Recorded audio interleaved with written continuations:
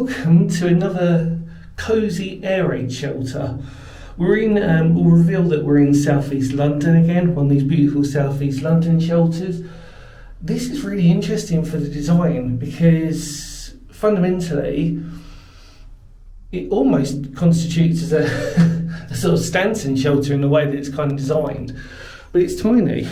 It's extremely small, but small enough or large enough that you could fit in a family if you had a couple of bunks. But this sort of has more of a military-esque vibe to it. We know that this is a private shelter, so it's not listed. That doesn't necessarily mean that every single military shelter is listed, as you already know. But it's fascinating in this regard because you could almost stretch and say this is an ARP shelter, only because of the design of it.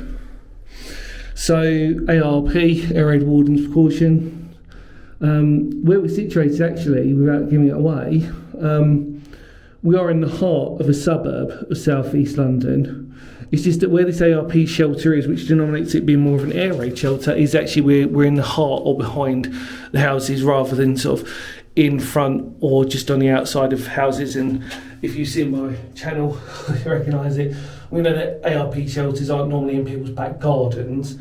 Necessarily, they are normally in the front of people's houses or on the side road. That's because obviously the idea for an ARP is to get everybody to safety and then get themselves to safety afterwards.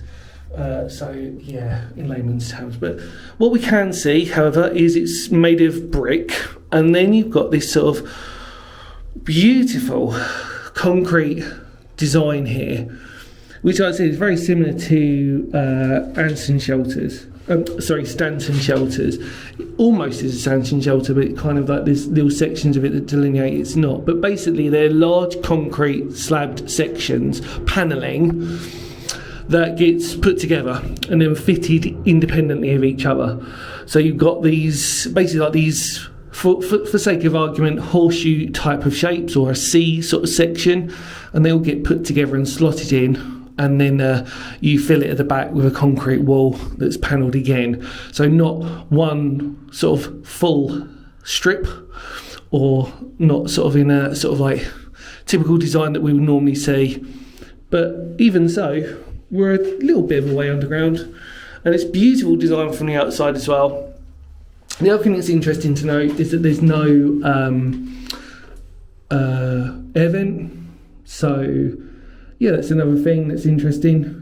Not normally seen them. Obviously it's filled with rubbish, so hard to tell the true condition of it. But it's fascinating, this one, because it is small. You could imagine it being an air raid shelter, because it could fit in a small family. I'm probably not doing the size of it justice, but it's just extremely well built in terms of it gives that sort of military vibe more than anything else. But I can assure you, everybody, that where we are constitutes nowhere near any military bases or airfields at all. We're nowhere near close. So the only other suggestion is that it could be ARP. But again, knowing the location, I would suggest that it wasn't the case. So interesting. But there you go, everybody. Well, look, any more words of Phoenix history? Thank you so much for coming on me to discover this tiny little humble air raid shelter, shall we just sort of say. Thank you so much for your time, patience. Feel free to spread word channel. It really does go a long way, and it gives us the opportunity to discover more of these fantastic air raid shelters. Don't worry, we'll be documenting this one separately, so that this will never be forgotten with full details, which we can't unfortunately release to you guys, just in case we get a raft of the neighbour keeps people knocking on their door. You've got to respect that, haven't you? But fascinating. Anyway, take care. Much love to all of you out there. See ya.